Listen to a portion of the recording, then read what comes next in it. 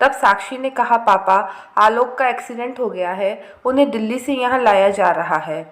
आलोक के पापा सोफे पर ही गिर पड़े और आलोक की मम्मी का भी रो रो कर बुरा हाल हो गया। तभी गाड़ी की जोर से आवाज़ आई और साक्षी और उसके घर वाले दरवाजे की तरफ दौड़ते हैं। ऑफिस की गाड़ी में आलोक का शव लाया गया और घर पर रख दिया जाता है। ऑफिस के काम से आलोक को दिल्ली जाना पड़ा था।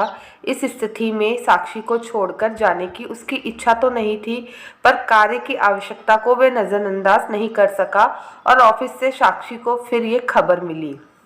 आलोक की 13वीं पूरी कर साक्षी अपने और आलोक की यादों में खो गई।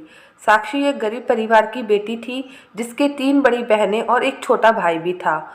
उसने पैसों की बहुत कमी देखी थी। इसके बावजूद साक्षी बहुत प्रतिभावान थी। उसे कलात्मक चीज़ों का बहुत शौक था।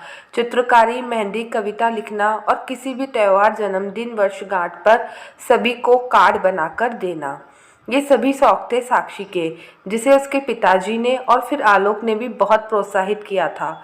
इसी कारण वे कॉलेज में भी बहुत प्रसिद्ध थी। साक्षी अपनी और आलोक की यादों में खोई हुई थी कि अचानक दरवाजे की घंटी बजी।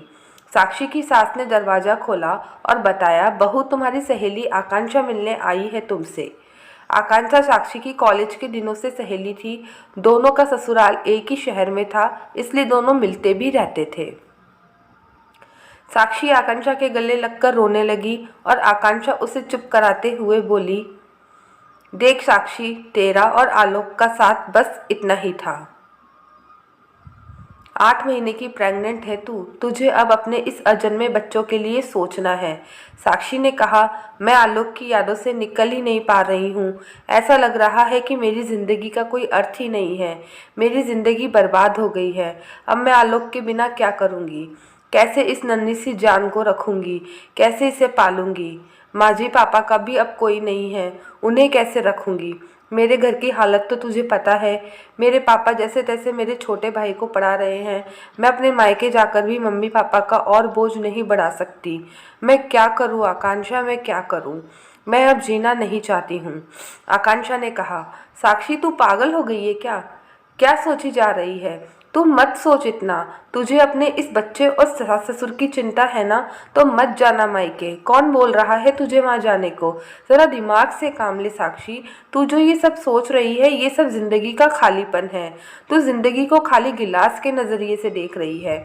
जरा इसे सकारात्मक तरीके से सोच, तुझे गिलास भरा हुआ नजर आएगा।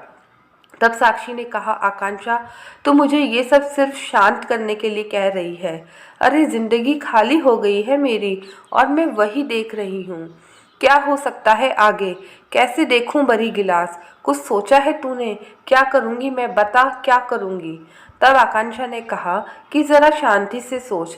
तू एक पढ़ी लिखी लड़की है। मैं मानती हूँ कि सिर्फ सोचने से एक बार में नौकरी या बिजनेस शुरू नहीं हो जाता, पर हम शुरू तो कर ही सकते हैं, कोशिश तो कर ही सकते हैं।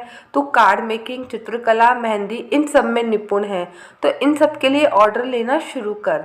तेरी पेंटिंग तो अब तक कॉलेज में लगी हुई है। पढ़ी लिखी है, घर बैठे हॉबी क्लास